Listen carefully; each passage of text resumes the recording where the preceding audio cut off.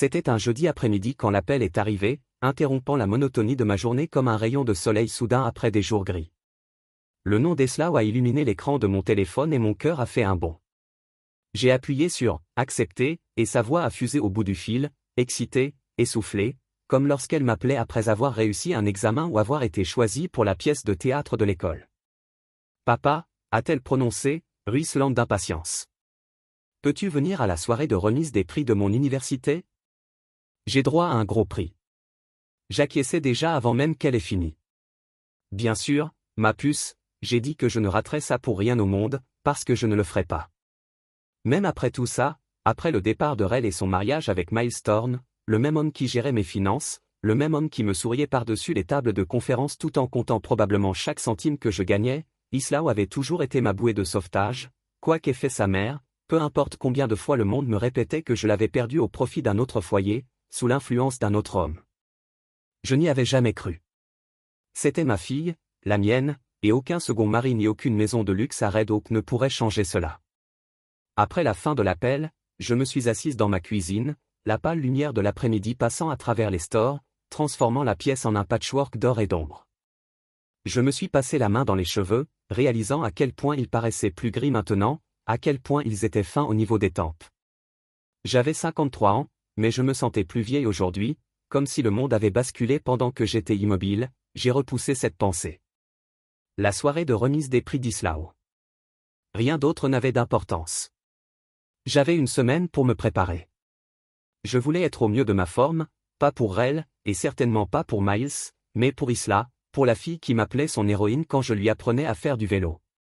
Pour la fille qui pleurait dans mes bras après être tombée de ce même vélo et s'être écorché le genou.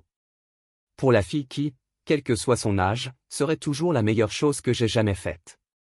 Je suis allé en ville le lendemain, dans ce vieux salon de coiffure du Maine. L'odeur de l'après-rasage et des serviettes chaudes m'a envahi dès que je suis entré, une odeur réconfortante qui m'a rappelé toutes les fois où je m'étais assise ici avant des entretiens d'embauche, des remises de diplômés, oui, le jour du mariage de Rel. Le barbier Jim a haussé les sourcils en me voyant. « Martin Clay, ça fait un bail », dit-il en passant sa blouse blanche autour de mon cou. « C'est pour quelle occasion ?» J'ai souri, mais sans atteindre mes yeux. Ma fille a une soirée de remise de prix à son université. J'ai dit, en essayant de garder une voix posée, je veux être impeccable.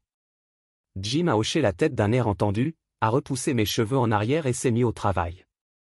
Les ciseaux ont claqué et coupé, s'accordant au rythme du souvenir et de la promesse. Je ne me suis pas regardé dans le miroir. Je n'en avais pas besoin.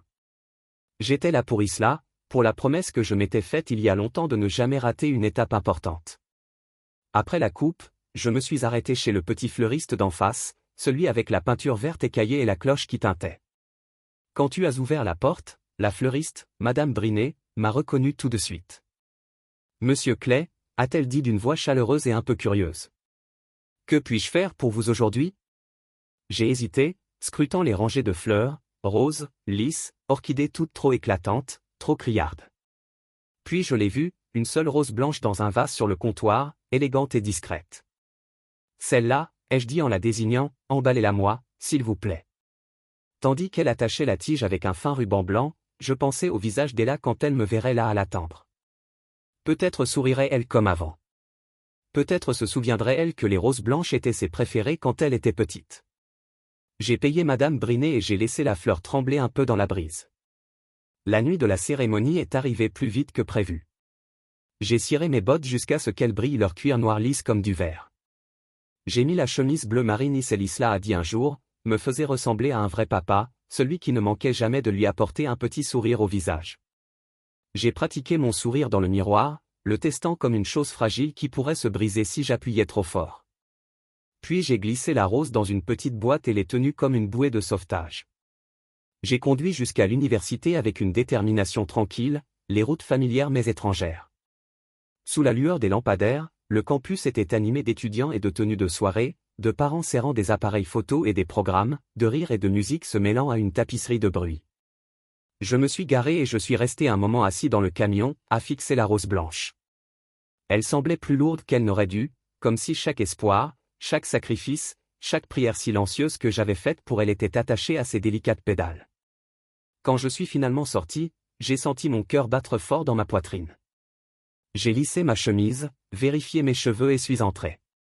L'auditorium était rempli de familles, de parents fiers, de diplômés nerveux.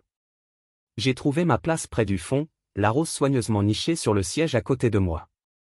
Mes yeux ont cherché Isla, et quand je l'ai repérée portant la robe bordeaux que je lui avais offerte à Noël dernier, ses cheveux bouclés exactement comme elle aimait manger, j'ai senti quelque chose en moi se détendre comme un soupir que je ne savais pas avoir retenu. Elle était radieuse, confiante. Tout ce que j'avais espéré qu'elle serait. Je lui ai fait signe quand elle a regardé dans ma direction et elle a souri, même si son sourire vacillait comme une bougie dans le vent. J'ai ignoré la tension dans ma poitrine. Ce soir, c'était pour elle. J'étais là pour la célébrer, pour lui montrer que, quoi qu'il arrive, j'étais fier d'elle. Je ne savais pas alors que la soirée se terminerait comme elle l'a fait, que je partirais avec la rose serrée dans ma main comme une bouée de sauvetage. Je ne savais pas que tous les rires et les applaudissements se fondraient dans un silence qui résonnerait pendant des jours, que je rentrerais chez moi en me demandant où j'avais fait une erreur, ce que j'aurais pu faire différemment.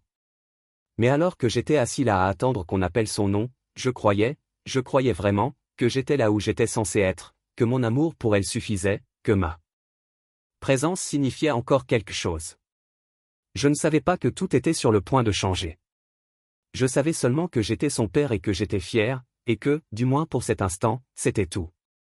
La cérémonie avait le genre d'énergie que l'on pouvait presque tenir dans ses mains, un auditorium rempli de parents fiers, des appareils photo clignotant comme un événement sur tapis rouge, des étudiants bourdonnant d'impatience. Je trouvai ma place près de l'allée, serrant la rose blanche comme une bouée de sauvetage, ses délicates pédales montrant déjà des signes d'usure. Je sentis une sorte de fierté silencieuse irradier dans ma poitrine. Comme chaque quart de nuit, chaque heure supplémentaire, chaque repas manqué, pour pouvoir me la payer, les cours de ballet avaient conduit à ce moment. Isla portait la robe bordeaux que je lui avais offerte pour Noël, de la soie et du satin qui m'avait coûté plus cher que je n'aurais dû dépenser. Elle ressemblait à la femme que j'avais toujours espéré qu'elle deviendrait forte, gracieuse, avec ce sourire discret qui me rappelait l'époque où elle montait sur mes genoux après l'école et me révélait tous ses secrets. Quand ils appelèrent son nom, je me levai sans réfléchir, applaudissant si fort que mes paumes me piquaient. Ses yeux rencontrèrent les miens alors qu'elle se dirigeait vers la scène. Juste un scintillement, mais il était là. Pensais-je. J'y vis de la gratitude, de la fierté, peut-être même de l'amour. Elle s'avança vers le micro, le projecteur la baignant d'une lueur chaleureuse qui la rendait presque éthérée. La foule se tut, ce silence plein d'attente qui promet quelque chose de grand, d'inoubliable. Je me penchai en avant, la rose blanche tremblant dans ma main. Elle prit une grande inspiration, comme elle le faisait toujours avant de chanter au récital de l'école. Avant que j'accepte ce prix, commença-t-elle, la voix claire et assurée. Je veux honorer mon père, Martin Clay, le père le plus embarrassant du monde. Des rires parcoururent la foule et je sentis ma colonne vertébrale se raidir. Père embarrassant. Je forçai un sourire, mon esprit cherchant un sens au mot. C'était peut-être une blague, le genre qu'on fait pour détourner l'attention ou détendre l'atmosphère. Peut-être, mais la façon dont ses yeux brillaient comme si elle était au courant de quelque chose que j'ignorais m'a dit que ce n'était pas si simple. Puis il apparut, Miles Thorne, le mari de mon ex-femme, vêtu d'un costume sur mesure qui coûtait probablement plus cher que tout mon camion. Il s'est pavané jusqu'à la scène comme s'il était le maître des lieux, portant un sacré trophée en plastique qui semblait appartenir à une fête d'anniversaire d'enfant, de la litière, de l'or, bon marché et creux. Mon cœur battait fort dans ma poitrine, le visage d'Isla s'illumina et elle lui fit un high-five là, sur scène, devant tout le monde. Elle lui prit le trophée des mains, le tint haut comme si c'était la torche olympique et fit un clin d'œil à Rel, qui était assise au premier rang, les bras croisés, telle une reine surveillant son royaume. Les rires ont enflé autour de moi, une marée qui montait et montait jusqu'à s'écraser sur ma tête. Ma poitrine s'est effondrée. J'avais l'impression d'avoir reçu un coup de marteau. Pas d'avertissement, pas de pitié. J'ai regardé autour de moi en m'attendant à ce que quelqu'un, n'importe qui, voie ce qui se passait, mais personne ne l'a fait. Ils étaient trop occupés à rire, trop occupés à vivre dans un monde où les pères comme moi étaient la chute. Je me tenais là, la rose blanche, soudainement si lourde que j'ai cru qu'elle allait se briser dans ma main. Je ne savais pas quoi en faire, alors je l'ai pressée contre ma poitrine comme si cela pouvait me maintenir. Mes jambes ont bougé avant que mon cerveau ne puisse me rattraper, me portant dans l'allée, dehors, dans la nuit. Je n'ai pas regardé en arrière, je ne pouvais pas. Chaque pas me semblait une trahison de l'homme que j'essayais tant d'être, le père qui ne manquait jamais un anniversaire, qui assistait à d'interminables récitals de danse, qui lui avait appris à conduire, même quand cela me terrifiait. Chaque souvenir de sa main et de la mienne, de sa voix dans mon oreille disant « Je t'aime, papa » me semblait un mensonge. Je m'étais dit de continuer. L'air de la nuit était frais et vif et je l'ai respiré comme si je m'étais noyé dans cet auditorium. J'ai marché de plus en plus vite, jusqu'à ce que le bruit de la foule se transforme en un rugissement sourd derrière moi. Mon camion était garé sur le parking, la peinture écaillée et décolorée, mais fiable, comme moi, je suppose. Je l'ai déverrouillé avec des mains tremblantes, me suis glissé derrière le volant et ai regardé la rose blanche sur le siège à côté de moi. Elle avait l'air fanée maintenant, les pédales meurtries à cause de l'endroit où je l'avais tenue trop fort. J'ai pensé la jeter, mais je n'ai pas pu. C'était comme si c'était la seule chose qui me reliait encore à elle. L'horloge du tableau de bord brillait, 21h18. J'aurais dû prendre des photos avec elle, la serrer dans mes bras, lui dire à quel point j'étais fier. Au lieu de cela, j'étais assise seule dans le noir, écoutant l'écho de son rire. Avec cet homme. J'ai posé ma tête sur le volant et j'ai laissé le moteur ronronner sous moi, un rythme bas et régulier qui me rappelait que j'étais toujours en vie.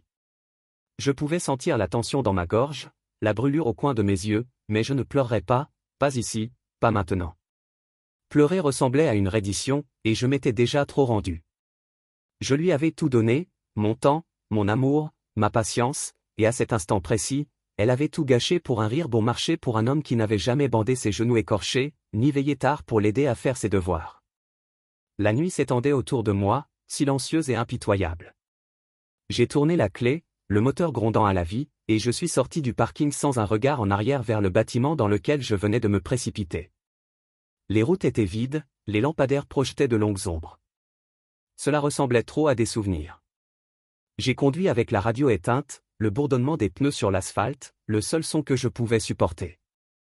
J'avais les mains liées au volant, les articulations blanches, mais je n'arrivais pas à me détendre. Chaque fois que je fermais les yeux, je voyais le visage d'Isla, la façon dont elle avait fait un clin d'œil à Rel, la façon dont elle avait fait un high-five à cet homme, comme s'il était le héros de la soirée, comme s'il était le père qui comptait. Quand je suis arrivé à la maison, la rose blanche n'était plus qu'une triste chose froissée sur le siège passager. Je l'ai ramassée, j'ai senti les pétales s'effriter sous mes doigts et je l'ai pressée contre mes lèvres, me souvenant de l'odeur des cheveux d'Isla. Quand elle était petite, comme du savon et du soleil. Je voulais récupérer ça.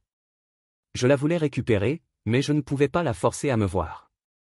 Je ne pouvais pas lui faire comprendre que l'amour n'était pas une blague, que le cœur d'un père n'était pas un trophée à remettre au plus offrant. Je suis sorti du camion, l'air nocturne me mordant les joues, et je suis monté chez moi. La lumière du Porsche projetait une lueur pâle sur le paillasson d'accueil, celui qu'elle avait peint pour moi en CE1, avec des petits bonhommes allumettes se tenant la main. Je me suis arrêté, la poitrine serrée, et j'ai pensé à l'homme que j'avais été toutes ces années, l'homme qui avait fait tout son possible pour être tout ce dont elle avait besoin, et je me suis demandé si quelque part en cours de route je m'étais rendu trop facile à remplacer. J'ai garé mon pick-up à l'autre bout du parking, à moitié caché par la lueur jaune d'un lampadaire qui bourdonnait comme un insecte en colère. La rose blanche reposait sur le siège à côté de moi, ses pédales abîmées et tombantes, sa tige pliée à force de l'avoir serrée trop fort. Je la fixais, cette chose délicate censée tout symboliser. Je ressentais, de la fierté, de l'amour, un soutien indéfectible, et maintenant tout ce qu'elle représentait, c'était ce que j'avais perdu. J'ai repensé au rire d'Ella lorsqu'elle avait tapé dans la main de Miles sur scène, à la façon dont elle l'avait laissé se glisser dans l'espace que j'avais passé sa vie à construire. Comme si cela ne signifiait rien, comme si je ne signifiais rien. Ma poitrine s'est serrée jusqu'à ce que je puisse à peine respirer à travers le pare-brise. Les portes vitrées de l'auditorium brillaient des dernières lueurs de la fête de la nuit. Les parents rassemblaient leurs enfants, les bras autour des épaules, leur rire résonnant dans le parking en béton. Certains portaient des ballons, d'autres des bouquets de fleurs, tous arborant le même sourire que j'avais espéré arborer ce soir-là. Je les observais comme un fantôme, scrutant une vie qui n'était plus la mienne. Les trophées qu'ils portaient étaient peut-être en plastique bon marché, mais la fierté dans leurs yeux était réelle, indestructible. Je me demandais quand cette fierté m'avait filé entre les doigts. Quand Isla avait-elle cessé de me voir comme le père qui la rattraperait lorsqu'elle tomberait et commençait à me voir comme la chute de sa nouvelle vie? Je baissai les yeux vers la rose. Ses pétales blancs pâlissaient sous la lumière crue du plafond. Je la pris, mes doigts parcourant les bords meurtris, me souvenant de ma fierté lorsque je l'avais achetée. Un simple geste, une fleur, parce que c'est tout ce que je pouvais me permettre après avoir payé les factures. Mais cela signifiait quelque chose. Du moins, c'était le cas avant ce soir, avant que je la voie partager la scène avec un homme qui m'avait autrefois souri par-dessus un bureau en acajou et m'avait appelé mon pote, tout en complotant pour me prendre tout ce qui comptait.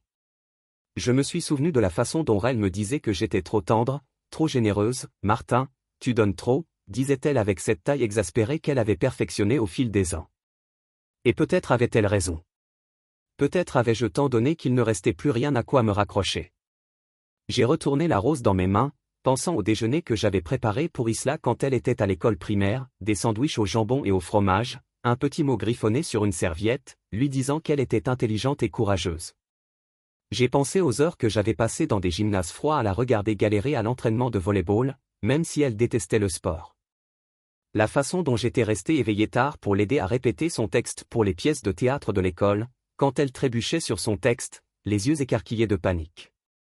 Chaque souvenir se déroulait comme un film sur le pare-brise fissuré, chaque scène plus nette que la précédente. J'ai été là pour chaque pas, chaque genou écorché, chaque chagrin. Et maintenant tout ce que j'avais était cette fleur mourante et le reflet de moi-même dans la vitre, plus vieux, plus fatigué et plus seul que je ne l'aurais jamais cru possible. Je suis sorti du camion, l'air de la nuit assez froid pour me mordre les joues, et je me suis tenu sur le trottoir fissuré.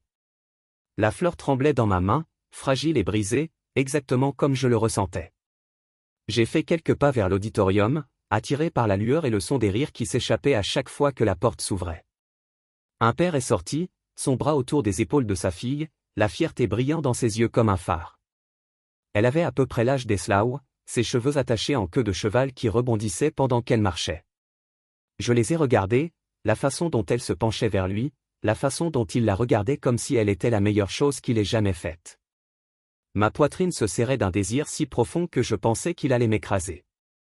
Je suis resté là, la rose glissant de ma main, et je l'ai regardée tomber sur le béton avec un bruit sourd, presque inaudible. Elle a atterri maladroitement, les pétales pliés sous le poids de sa propre tige, une seule fleur blanche sur le sol gris et froid. Je l'ai regardée, immobile, comme si elle détenait toutes les réponses que je cherchais. Mais ce n'était pas le cas. Ce n'était qu'une fleur, aussi fragile que le lien auquel j'essayais de m'accrocher, aussi fragile que la confiance, aussi délicate que l'amour. Les souvenirs m'ont inondé.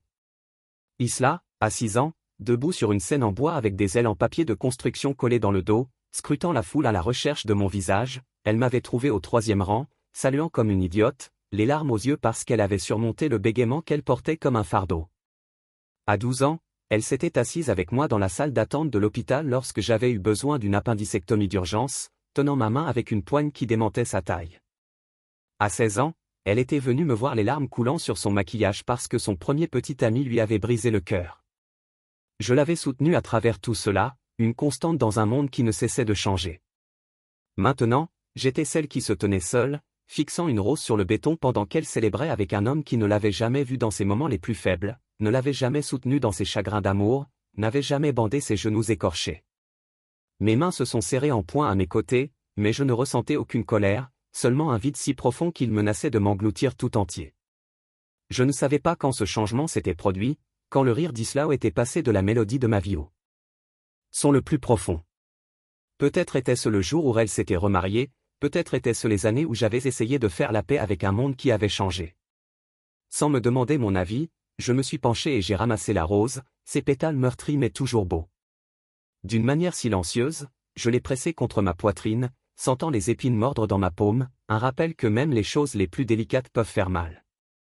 Je regardai une dernière fois l'auditorium, la lueur du panneau de sortie projetant un halo rouge contre la vitre. À l'intérieur, les rires résonnaient encore, le son de la nouvelle vie d'Isla qui se déroulait. Sans moi. Je n'avais plus ma place là-bas. Je n'étais pas le père dont elle avait besoin ce soir. Peut-être que je ne l'avais jamais été. Je me retournai et retournai à mon camion, la rose serrée dans ma main comme une bouée de sauvetage. Je me glissai derrière le volant, le siège froid et usé, et fixai le pare-brise. Le monde semblait trop grand, trop bruyant et pour la première fois je me demandais si je m'étais trompé toutes ces années, si l'amour seul n'était jamais suffisant. Je ne démarrai pas le moteur. Je m'assis dans le noir, le silence pesant comme une confession. Pas de musique, pas de larmes, juste le son de ma propre respiration et le poids de tout ce que j'avais donné et de tout ce que j'avais perdu. La rose était posée sur le tableau de bord, ses pédales tremblant à chaque expiration. Je n'avais pas besoin d'un trophée pour savoir ce que j'avais été à Isla, mais peut-être, juste peut-être, j'avais besoin de savoir ce que j'étais pour moi-même. Le lendemain matin, je me suis réveillé avant le soleil, la douleur dans la poitrine, vive et inflexible. Le sommeil n'avait pas toujours été facile. J'ai fermé les yeux. J'ai vu Isla debout sur cette scène, je l'ai vu faire des high-five miles et agiter ce trophée en plastique bon marché comme si c'était le summum de ses accomplissements. J'ai vu les rires, les sourires narquois, la façon dont elle avait fait un clin d'œil à elle. Ça a tourné en boucle derrière mes paupières jusqu'à ce que je n'en puisse plus. Je me suis levé, j'ai préparé une cafetière au goût de regret brûlé et j'ai fixé la vapeur qui s'échappait de la tasse comme un fantôme de toutes les conversations que nous n'avions jamais eues. La maison était trop silencieuse, pas de rire, pas de pas, juste moi dans le silence. Mon téléphone a vibré sur le comptoir, s'allumant au nom d'Isla. Mon cœur a bondi, mais je l'ai laissé sonner. Je n'arrivais pas à me résoudre à le prendre, pas encore, pas après la nuit dernière. L'écran brillait dans la cuisine sombre. Chacun d'eux me rappelait le pont qui nous unissait. Papa, s'il te plaît, appelle-moi. Je ne pensais pas que ça te ferait de mal, c'était juste une blague. Chaque message me semblait une brique dans le mur. J'avais passé ma vie à essayer de m'empêcher de construire quelque chose entre nous. J'avais toujours cru pouvoir me retenir, que l'amour suffirait à briser n'importe quelle barrière, n'importe quel malentendu, mais cette fois, j'avais l'impression d'être à court de mortier. J'ai pris une gorgée de café amer et j'ai regardé par la fenêtre le jardin de devant, l'herbe sèche et cassante. Après des semaines de négligence. La balançoire que je lui avais construite quand elle avait 8 ans était toujours là, rouillée maintenant, la peinture s'écaillait comme un souvenir. Elle passait des heures sur cette balançoire, à pomper ses jambes jusqu'à ce que ses cheveux flottent derrière elle comme un étendard de défi. Elle avait ri à l'époque, un son qui me remplissait de fierté à chaque fois. Je pouvais encore l'entendre si j'essayais assez fort, cette joie non filtrée. Maintenant, tout ce que j'entendais était l'écho de ce rire, retourné contre moi, une arme que je n'aurais jamais pensé qu'elle brandirait. Le téléphone a vibré à nouveau, vibrant sur le comptoir comme s'il essayait de revenir dans ma vie. Un autre message d'Isla, papa. S'il te plaît, je ne le pensais pas. Je l'ai décroché cette fois, mon pouce planant au-dessus de l'écran, prêt à répondre, prêt à pardonner, prêt à la tenir dans mes bras comme je l'avais fait 1000 fois auparavant, mais mes doigts ne bougeaient pas. Je ne pouvais pas taper un seul mot. Mon esprit était un fouillis de pensées et de souvenirs, emmêlés avec le son de sa voix et l'image de sa main frappant celle de Miles devant cette foule. J'ai posé le téléphone et l'ai repoussé comme s'il allait me mordre. Dans le salon, la tasse qu'elle m'avait faite en C1 était posée sur la cheminée, un morceau de poterie tordu avec « Meilleur papa » peint en lettres tremblantes. Je l'avais gardé à chaque déménagement, chaque travail, chaque chagrin. Je l'avais même recollé quand il s'était fissuré pendant le divorce. Je le reprenais maintenant, traçant les petites empreintes dans le vernis, me souvenant comment elle me l'avait offert le jour de la fête des pères avec un sourire qui aurait pu éclipser celui de son fils. Avant, il signifiait tout. Il valait la peine de sacrifier chaque sacrifice. Maintenant, il me semblait être une relique d'une vie qui m'avait filé entre les doigts. Je me demandais où j'avais fait erreur. Avais-je été trop facile à supporter, trop disposé à réparer chaque erreur qu'elle avait commise, trop prompt à pardonner? Lui avais-je appris que l'amour était inconditionnel, quoi qu'elle fasse ou qui elle blesse? Peut-être que oui.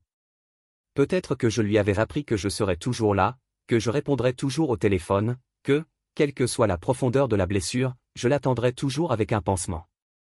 Et c'est peut-être ce qui lui a permis de se moquer de moi si facilement sur scène, de prendre ce trophée à Miles comme si c'était un prix qu'elle avait gagné plutôt qu'une chute facile à mes dépens.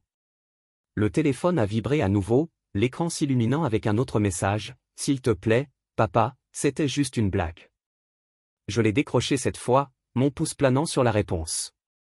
J'ai pensé à toutes les fois où je l'avais réconfortée après une mauvaise journée, à toutes les fois où j'étais resté éveillé avec elle quand les cauchemars la tenaient éveillée. À toutes les fois où je lui avais dit que les blagues n'étaient drôles que si tout le monde riait. Je voulais lui dire que cette fois je ne riais pas, je voulais lui dire que cette fois ça faisait trop mal de faire semblant d'aller bien. Mais les mots ne venaient pas, j'ai reposé le téléphone, cette fois face contre terre, comme si cela empêcherait les messages de s'infiltrer à travers les fissures de mon armure. Je suis resté là un long moment à regarder la tasse et le téléphone, la vapeur de mon café, refroidi depuis longtemps. La maison ressemblait à un tombeau. Chaque ombre, un rappel de la vie que j'avais construite pour elle, une vie qu'elle avait laissée derrière elle. Au moment où elle a décidé de partager cette scène avec un homme qui ne l'avait jamais connue comme moi, j'ai pensé à la rappeler. J'ai pensé à conduire jusqu'à son appartement et à frapper à sa porte comme je l'avais fait tant de fois quand elle était plus jeune et n'arrivait pas à dormir. Mais ensuite je me suis souvenu du rire dans ses yeux quand elle a regardé Miles, de la façon dont elle avait fait un clin d'œil à Rel, comme s'ils étaient une équipe et que j'étais l'étranger. J'avais toujours craint que ce jour vienne, le jour où je serais l'étranger dans la vie de ma propre fille. Je ne pensais juste pas que ça ferait si mal. Le téléphone a de nouveau vibré. Je l'ai ignoré. Je ne pouvais pas le faire, pas encore, peut-être jamais. Je m'étais toujours considéré comme le père qui laisserait tout tomber pour elle, qui ramperait à travers du verre brisé juste pour la faire sourire. Mais la nuit dernière m'avait montré que parfois l'amour ne suffisait pas. Parfois, l'amour était la blague et je ne pouvais plus être la chute. J'ai reposé la tasse sur la cheminée et je me suis dirigé vers la fenêtre, fixant la balançoire dans la cour. Le vent craquait, les chaînes rouillaient, un son solitaire qui coupait droit à l'os. J'ai pensé à toutes les fois où je l'avais poussé sur cette balançoire, son rire résonnant dans la cour comme une promesse. J'ai pensé à la petite fille qui courait vers moi avec les genoux écorchés et 1000 questions, et je me suis demandé si elle était toujours là, quelque part enfouie sous la jeune femme qui s'était tenue sur cette scène avec un trophée à la main et un rire dans les yeux. J'ai fermé les yeux et laissé le silence m'envahir. Le téléphone a vibré à nouveau, mais je n'ai pas bougé. Je l'ai laissé sonner, le laisser vibrer sur le comptoir, le laisser s'estomper en arrière-plan comme toutes les autres promesses que je m'étais faites et que je ne pouvais pas tenir. Je me tenais là, seul dans ma cuisine, tenant les morceaux d'une vie que je n'étais plus sûr de reconnaître, et dans ce silence, je me demandais si l'amour était censé faire autant de mal ou si c'était le prix à payer pour être un père qui aimait trop et se perdait en chemin. Il était 8h12 quand j'ai entendu frapper, 3 petits coups à la porte, hésitants, inégaux, comme si la personne de l'autre côté ne voulait pas être là plus que je ne voulais y répondre. J'étais assis à la table de la cuisine, fixant la tasse qu'elle m'avait faite en CE1, celle avec l'anse tordue et les mots « Meilleur papa » peints en bleu qui avaient depuis longtemps disparu. Mon café était froid depuis des heures. Le téléphone était toujours sur le comptoir, silencieux maintenant, mais son écran était jonché des messages sans réponse d'Islao. Je n'avais pas pu les regarder après ce premier matin. Je les ai juste laissés s'accumuler comme des factures non ouvertes, des rappels d'une dette que je n'étais pas sûr de pouvoir payer. On frappa à nouveau, un peu plus fort cette fois, et je sentis ma poitrine se serrer. Une partie de moi voulait faire comme si je n'étais pas à la maison. La laisser se tenir sur ce porche et se demander où j'étais allé. La laisser ressentir ce que j'avais ressenti assis dans cet auditorium, invisible et non invité à la vie qu'elle avait choisie.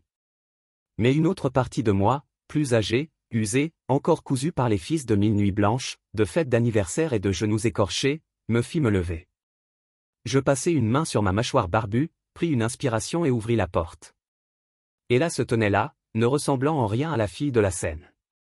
Ses cheveux étaient emmêlés, tirés en une queue de cheval désordonnée qui n'essayait même pas de cacher les cernes sous ses yeux. Elle portait la même robe bordeaux que cette nuit-là, maintenant froissée et tachée, comme si elle avait dormi dedans ou n'avait pas dormi du tout. Elle serrait un morceau de papier froissé dans sa main, ses jointures blanches là où elles en agrippaient les bords.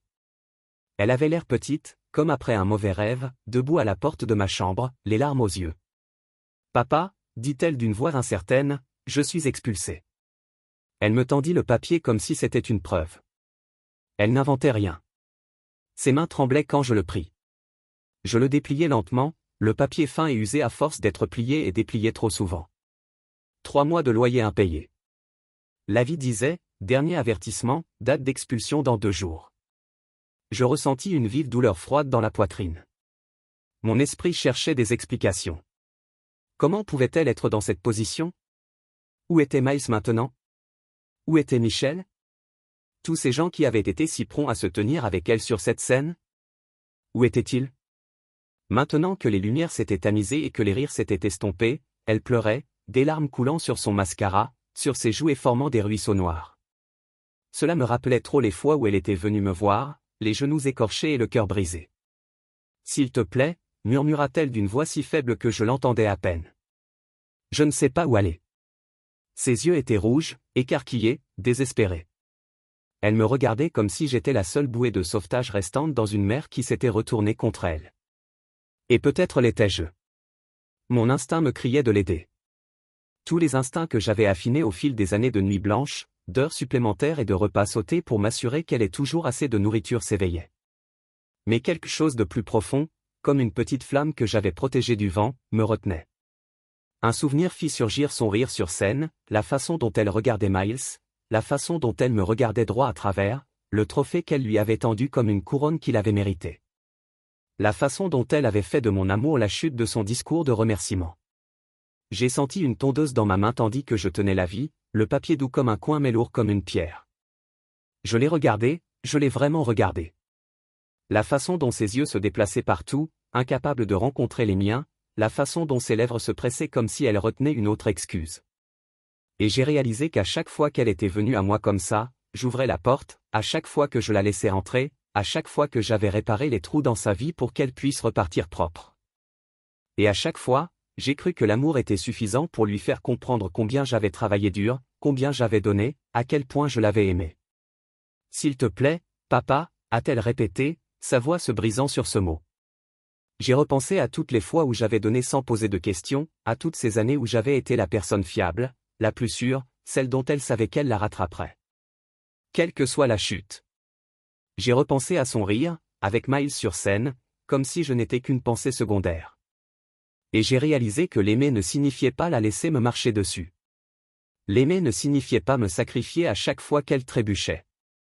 J'ai pris une longue inspiration, sentant le papier trembler dans ma main. Je l'ai regardé dans les yeux, ces mêmes yeux qui s'illuminaient autrefois.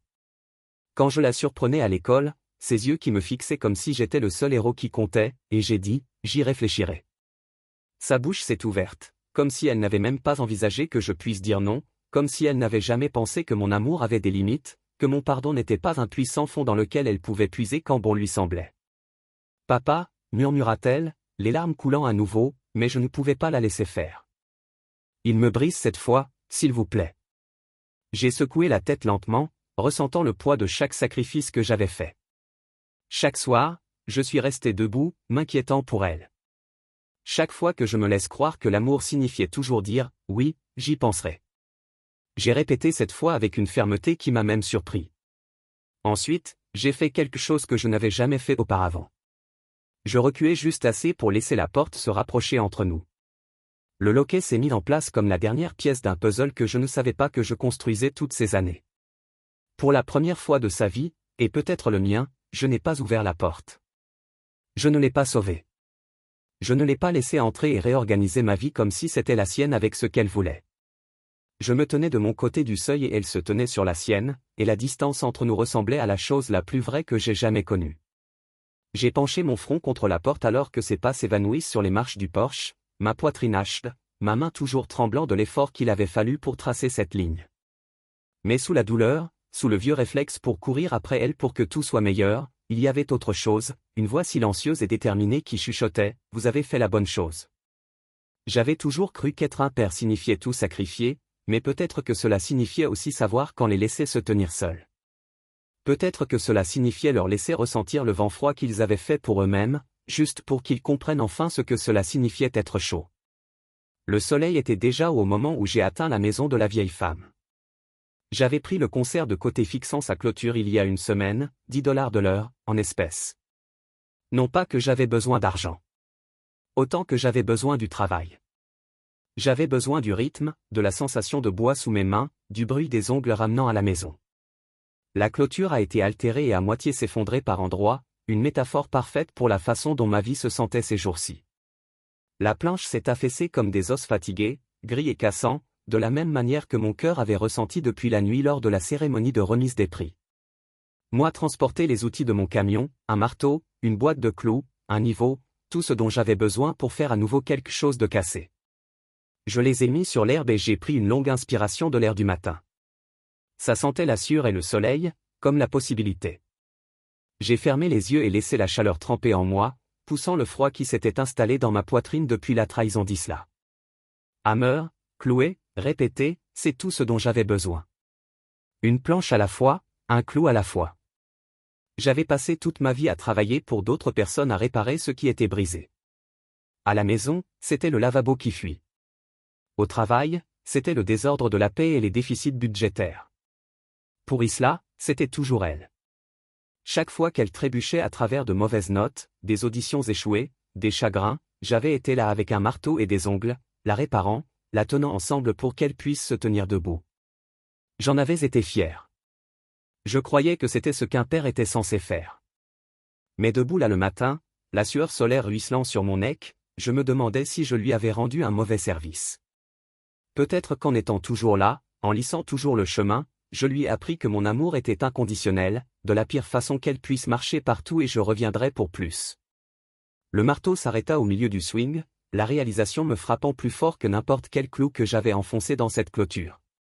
Isla était venue me voir hier, fatiguée, désespérée, brisée d'une manière qu'elle ne comprenait même pas, et j'avais tracé une ligne, j'avais dit « j'y penserai » et fermé la porte, et j'avais l'impression que quelque chose en moi avait changé, non parce que je voulais la blesser, mais parce que je ne pouvais pas la laisser me faire du mal.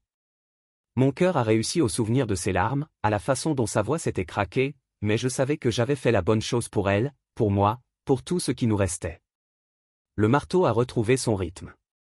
Planche à ongles, planche à ongles. À chaque coup, la douleur dans ma poitrine s'est apaisée, juste un peu de sueur, a piqué mes yeux et je l'ai laissé.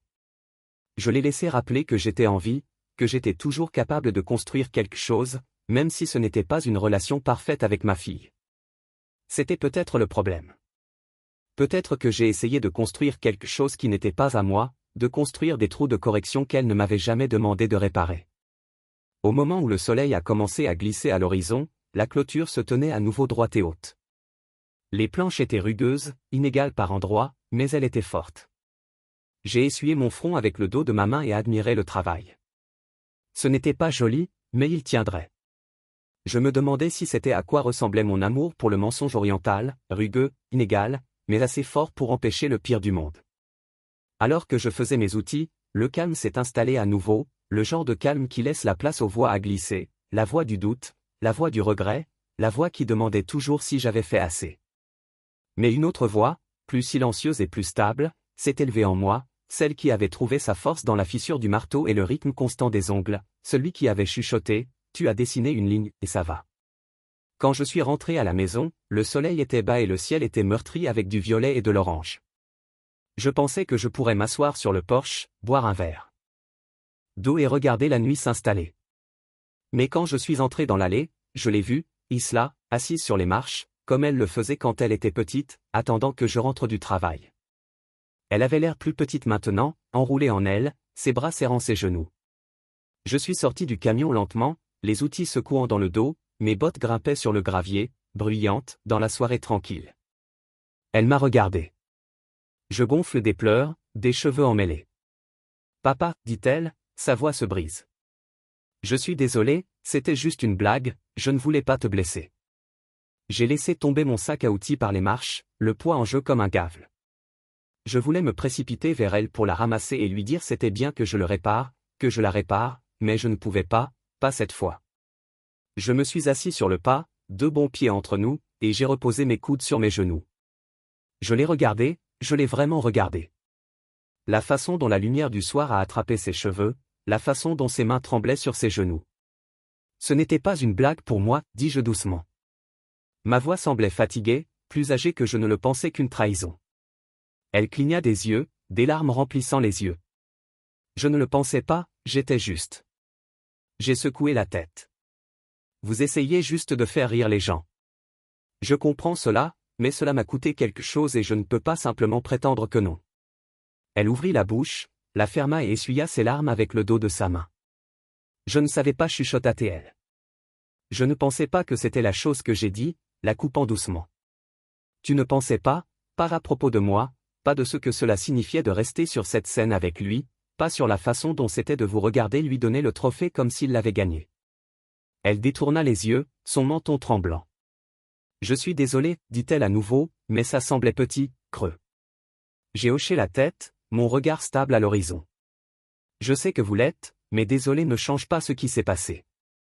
Désolé, je ne parle pas le choix que vous avez fait. Elle se retourna vers moi, ses yeux désespérés. Je ne peux pas juste.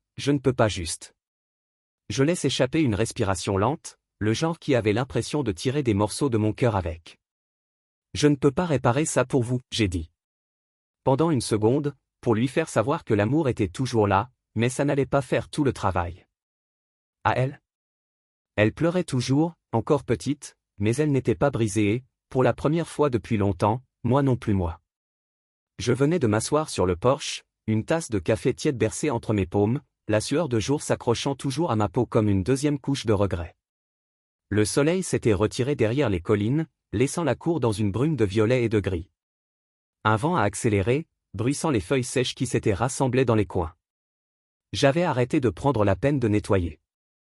Vas-tu sérieusement me laisser tout perdre? La voix d'Isla était mince, craquant avec un désespoir qui semblait trop familier. Je n'ai pas tourné la tête tout de suite. J'ai regardé le swing set, celui que j'avais construit pour elle quand elle avait 8 ans, et j'ai senti la vieille douleur de souvenirs à la fois précieux et trop douloureux à tenir. Elle a pris d'assaut le porche, c'est pas trop bruyant, trop vite. Elle se tenait devant moi, les bras croisés serrés contre sa poitrine, les cheveux sauvages et les yeux cola rouges. Papa. Elle cracha les mots tellement chargés. Cela aurait aussi bien pu être une malédiction. Je suis ta fille et tu vas asseoir ici et ne faire rien. J'ai levé les yeux lentement, rencontrant ses yeux avec une constance que je ne savais pas que j'avais encore. Tu m'as perdu, ai-je dit ma voix, calme mais ferme. Au moment où vous avez ri avec l'homme qui m'a remplacé, la bouche s'est ouverte, un petit blessé, s'échappant comme le dernier souffle d'une chose mourante. Elle a essayé de récupérer, sa voix s'élevant. C'était juste une blague, un moment. Vous le soufflez hors de proportion. J'ai secoué la tête. Non, j'ai dit que ce n'était pas seulement une blague. C'était vous le choisissant par rapport à moi. Toujours nettoyer vos dégâts. Sweatshirt. La petite fille qui avait l'habitude de se recroqueviller sur le côté sur le canapé, petite et confiante, qu'elle faisait serrer ma poitrine. Mais je ne pouvais pas laisser cette image me ramollir. Pas maintenant? Tu me détestes, a-t-elle étouffé, la voix se brise. J'ai secoué la tête, lent et délibéré. Non, dis-je. Je t'aime plus que tu ne le sauras jamais, mais je ne te laisserai pas continuer à me faire du mal. Je ne vous laisserai pas continuer à utiliser mon amour comme filet de sécurité à chaque fois que vous décidez de brûler un pont. Sa bouche trembla des mots se battant pour naître et mourant tout aussi rapidement. Je ne sais pas quoi faire. Le bourdonnement bas de la lumière du porche.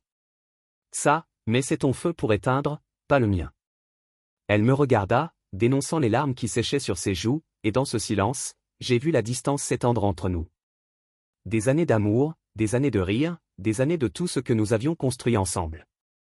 Et puis la fissure, le changement, le moment où une fille se rend compte que son père n'est pas invincible. Elle se détourna, ses épaules tremblantes. Je te déteste, a-t-elle craché, mais cela ressemblait plus à ce qu'elle détestait la situation, ou peut-être même elle-même. J'ai hoché la tête, prenant une gorgée du café qui était devenu froid et amer. Alors peut-être que cette haine vous apprendra plus que mon aide ne l'a jamais fait, ai-je dit tranquillement. Elle tressaillit à ça, mais je ne l'ai pas repris. Je ne pouvais pas, car à ce moment-là, j'ai réalisé que parfois l'amour ne concernait pas quelqu'un de la douleur. Parfois, l'amour consiste à les laisser ressentir la brûlure afin qu'ils comprennent le coup de la frappe du match. Elle n'a rien dit d'autre. Elle se tenait là un instant plus longtemps comme si elle voulait trouver un autre plaidoyer, un autre angle, mais il ne restait plus rien. Elle se tourna et descendait les marches, ses pas s'évanouirent dans la nuit comme l'écho d'une vie qui était devenue trop lourde pour être transportée pour nous deux. Je me suis assis là à regarder dans l'obscurité, la tasse de café chaude dans mes mains, mais je n'offre aucun réconfort. La maison était vide derrière moi, le silence appuyant comme une confession. Mais je ne l'ai pas regretté. Pour la première fois, j'avais l'impression d'avoir fait la bonne chose. Pas la chose facile, pas la chose qui l'aurait fait m'aimer à ce moment-là, mais la bonne chose. J'ai pensé à toutes les fois où j'avais éteint ces incendies. Toutes les fois où je l'avais protégée du pire du monde, et j'ai réalisé que c'était peut-être le problème. Peut-être que je la protégeais si bien qu'elle avait oublié comment se tenir seule. Peut-être que je l'aimais si complètement qu'elle avait oublié comment s'aimer. Alors je me suis assis là, la nuit se glissant autour de moi, les étoiles clignotant comme des promesses lointaines, et j'ai tenu mon terrain, car parfois la chose la plus difficile qu'un père puisse faire est de laisser son enfant apprendre à combattre leur bataille. Et dans cette obscurité tranquille, j'ai chuchoté une prière pour elle, que le feu qu'elle avait commencé lui apprendrait à construire au lieu de brûler, et que lorsqu'elle était prête, quand elle a appris la leçon que seule la douleur pourrait enseigner, elle reviendrait vers moi, pas pour épargner mais pour comprendre. Les jours passaient sans un mot d'Isla. Je m'asseyais sur le porche le soir en regardant le soleil glisser derrière les collines, le swing s'étend une ombre longue à travers l'herbe sèche. Chaque fois que j'entendais le bourdonnement d'un moteur, ma poitrine se resserrait, espérant que c'était elle. Mais ce n'était jamais.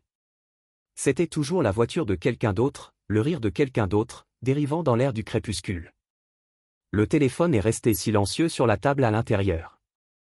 Pas de nouveaux messages ou appels, juste les anciens que je ne pouvais pas me résoudre à supprimer. J'ai pensé à vérifier sa conduite près de son appartement pour voir si l'avis d'expulsion était arrivé, mais quelque chose en moi a hésité. C'était peut-être la fierté, ou peut-être que c'était cette petite voix têtue qui a chuchoté, laissez-la se tenir sur elle possédée. J'avais passé tant d'années à être le filet qui l'a attrapée. Maintenant, peut-être qu'elle avait besoin de sentir le sol. Musique, aucun signe de vie. Les photos encadrées de la foire de l'État? Ou peut-être les livres? Je l'avais donnée au fil des ans, chacune inscrite avec un message que j'avais espéré qu'elle porterait avec elle. Ou peut-être qu'elle n'en avait rien emballé. Peut-être qu'elle avait tout laissé derrière, comme si elle perdait une vieille peau qui ne correspondait plus. La porte d'entrée s'ouvrit et elle était là, ses cheveux tirés en queue de cheval lâche, ses épaules penchées sous un sweat à capuche griffanée. Elle tenait une seule boîte dans ses bras, quelque chose de petit, comme si cela tenait à peine quelque chose. Elle a bougé comme un fantôme. Il ne reste pas de feu dans ses pas, juste le mélange lent et démissionné de quelqu'un qui ne manquerait pas de route pour descendre. Elle ne m'a pas vu, ou peut-être qu'elle l'a fait et a prétendu qu'elle ne l'avait pas fait. Elle se dirigea vers le camion, remetta la boîte à l'un des déménageurs et le regarda glisser dans le dos avec le reste. Puis elle se tenait là, les bras pliés, fixant le sol comme si cela pourrait lui donner les réponses qu'elle avait trop peur de me demander. J'ai vu la façon dont ses épaules tremblaient, la façon dont sa poitrine était à l'attelage de silencieuses sobs, et à ce moment-là, je voulais courir vers elle, enrouler mes bras autour d'elle et lui dire que tout irait bien. Mais je ne l'ai pas fait parce que je ne pouvais pas. J'avais passé trop longtemps à essayer de la protéger de la douleur, trop longtemps à essayer d'être le héros qu'elle pensait être. Mais chaque fois que je la rattrapais, chaque fois que je lisserais les bords de ses erreurs, je m'acquiers plus facilement à quoi ressemblaient les conséquences. Et maintenant, alors que je la regardais la seule, je savais que c'était le moment où elle devait se souvenir. J'ai tracé la ligne et je ne pouvais pas le brouiller maintenant, même pas pour les larmes que je l'ai vu se battre. Les déménageurs ont fini de claquer l'arrière du camion, avec un clang métallique qui résonnait à travers le lot. L'un d'eux lui a dit quelque chose que je ne pouvais pas entendre, et elle a hoché la tête sans le lever. Ils sont montés dans le taxi et le camion s'éloigna, la laissant debout avec rien d'autre que les vêtements sur le dos et la douleur de tout ce qu'elle avait laissé. Je pensais qu'elle pourrait lever les yeux, pourrait voir mon camion garé à travers le lot, les phares éteintes mais le moteur fredonnant toujours comme une promesse silencieuse. Je pensais peut-être qu'elle courait vers moi les bras de large, prête à combler la distance entre nous, mais elle ne l'a pas fait. Elle se tourna et retourna à l'intérieur de la porte, se rapprochant derrière elle avec un clic doux qui était plus fort que n'importe quel slam. Je me suis assis là, mes mains tremblantes sur le volant. Mon cœur avait l'impression d'être pressé dans un vice.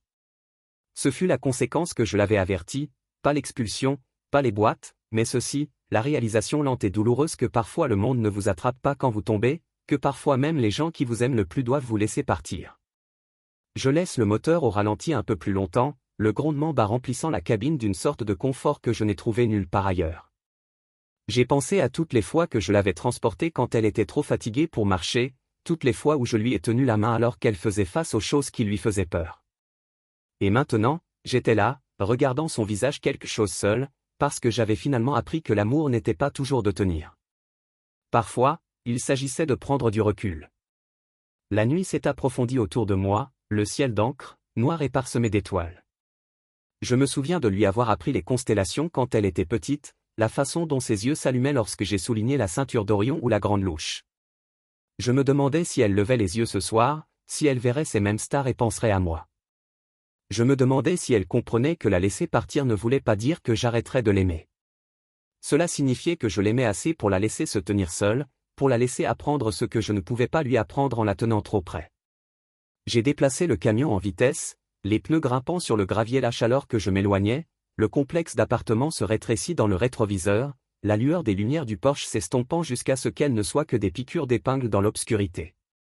Je n'ai pas regardé en arrière.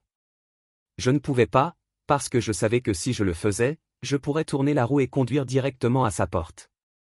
Et je ne pouvais pas faire ça? Pas maintenant, pas quand. La ligne que j'avais tracée était la seule chose qui nous empêchait de répéter la même vieille danse. Quand je suis rentré chez moi, la maison était silencieuse. Je me tenais sur le porche, l'air frais de la nuit, enroulant autour de moi comme un linceul. Je suis entré à l'intérieur, je me suis tourné sur la lampe et je me suis assis sur la chaise près de la fenêtre, celle où j'avais attendu qu'elle rentre à la maison après le couvre-feu, celle où je m'étais assis avec elle les nuits. Elle ne pouvait pas dormir. La maison était différente maintenant, plus lourde en quelque sorte, comme l'air lui-même attendait quelque chose qui pourrait ne jamais venir. Mais je n'étais pas en colère, je n'étais pas amer. J'étais juste fatigué d'essayer de maintenir son monde ensemble quand le mien s'était effondré, fatigué de prétendre que l'amour pouvait tout réparer. J'ai regardé le swing vide dans la cour, le clair de lune en le peignant en argent et silencieux, et j'espérais, où qu'elle se trouve, qu'elle apprendrait à construire quelque chose de nouveau à partir des cendres qu'elle avait laissées. Parce que, autant que je voulais l'attraper, je savais que cette fois, elle devait voler ou tomber le sien. C'était étrange de revenir à la maison et de le voir à travers une lentille différente, celle qui n'est pas obscurcie par le rire d'Isla ou les souvenirs des séances de devoirs de fin de nuit et la façon dont elle coulait dans les couloirs avec ses bras répartis comme un avion. Les chambres étaient plus grandes, vides. Je n'avais pas réalisé à quel point elle avait rempli l'espace qu'elle avait rempli en étant ici. J'ai parcouru le salon, traçant mes doigts le long de l'arrière du canapé usé, celui qu'elle avait toujours drapé le dimanche après-midi paresseux, un livre ouvert et une couverture sur ses genoux. Le calme était tranchant, un son qui a pressé mes oreilles jusqu'à ce que je m'attende presque à entendre sa voix dans le souffle suivant, me demandant ce qui était pour le dîner ou si j'avais vu ses chaussures. Je m'arrêtai près du manteau où la tasse qu'elle avait faite en deuxième année était toujours assise, craquelée et déséquilibrée, les mots meilleur papa, tachés mais toujours lisibles. Je l'ai ramassé et l'ai tenu entre mes mains, le poids de celui-ci plus lourd qu'il avait le droit d'être. Souvenir surpeuplait ma tête, ses minuscules mains façonnant l'argile, la façon dont elle m'avait souri à moi en le remettant, comme si c'était le cadeau le plus précieux du monde. Je l'avais gardé toutes ces années, même après le divorce, même après avoir commencé à dériver dans un monde que je ne pouvais pas atteindre. Je l'ai mis sur le manteau avec une prudence qui avait envie de dire au revoir à quelque chose que je ne savais pas que je lâchais. Je me promenais dans la cuisine, les vieux planchers grinçant sous mes pieds comme une chanson usée. La table était encombrée de factures non rémunérées, de listes d'épicerie et de journaux à moitié lits. J'avais négligé cet endroit, laissant les mauvaises herbes dans le jardin grandir, la poussière sur les rebords de fenêtres se rassemble comme des promesses oubliées. Il semblait approprié en quelque sorte que la maison reflétait l'état de mon cœur, un camp, abandonné, attendant quelque chose qui pourrait ne jamais revenir. Je me suis fait une tasse de café et je l'ai emmené au porche arrière où le jardin était désolé dans un état de négligence désolé. Les tomates avaient flétri sur la vigne, les roses s'étaient tombées sous le poids de beaucoup de jours impumés. Je me souvenais de les planter pour Isla, sa fleur préférée, car elle avait voulu apporter une certaine beauté dans la cour. Je me souvenais de ses cris de rire alors que nous creusions les trous ensemble, la façon dont elle avait insisté pour les arroser chaque après-midi jusqu'à ce qu'elle soit trop occupée avec l'école et les amis. J'ai pensé à la façon dont j'avais gardé ça après s'être arrêté, non pas parce que j'adorais le jardinage, mais parce que je voulais qu'elle ait quelque chose pour rentrer à la maison. J'ai posé la tasse sur la balustrade du porche et j'ai enroulé mes manches. Mes mains se souvenaient encore de la sensation de la terre, du remorqueur des mauvaises herbes, de la satisfaction de regarder quelque chose de brisé revivre la vie. J'ai enfoncé mes doigts dans la saleté, retirant les tiges et les feuilles mortes cassantes, les sentant s'effondrer dans mes mains. C'était du travail. J'évitais le travail. J'étais parti à un demain qui n'est jamais venu, mais maintenant c'était comme la seule chose qui avait du sens. Je ne pouvais pas réparer ce qui s'était passé entre moi et Isla, ne pouvais pas la forcer à voir l'homme que j'avais toujours essayé d'être, mais je pouvais réparer ce jardin. Je pouvais mettre mes mains à utiliser, faire grandir quelque chose. J'ai travaillé jusqu'à ce que le soleil plonge sous l'horizon, l'air se refroidissant autour de moi alors que les premières étoiles clignotaient des yeux éveillés. J'ai tiré les mauvaises herbes, tourné le sol et planté de nouvelles graines, maragoldes, patunius, quelques tomates de fin d'été qui pourraient encore avoir une chance si le temps se tenait.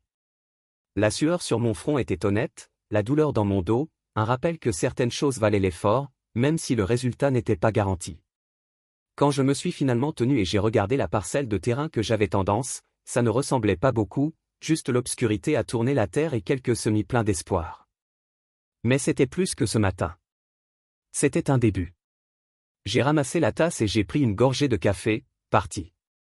Froid, l'amertume nette met la mise à la terre. Je me suis assis sur les marches du porche et j'ai laissé la nuit enrouler autour de moi, l'air rempli de chirpes des grillons et le murmure du vent à travers les arbres. Pour la première fois depuis des semaines, j'ai ressenti quelque chose de proche de la paix. À l'intérieur de la maison, a attendu un endroit calme plein de souvenirs. Je ne savais pas quoi faire avec. Je me suis retourné sur la lampe du salon et je me suis installé dans le vieux fauteuil qui avait tenu moi et l'islam plus de fois que je ne pouvais compter. J'ai atteint l'album photo sur la table d'appoint, celui qui m'avait donné quand nous avions divisé, rempli de photos d'Isla à tous les âges. Je l'ai feuilleté lentement, page par page, les images se brouillant sur les bords alors que les larmes menaçaient.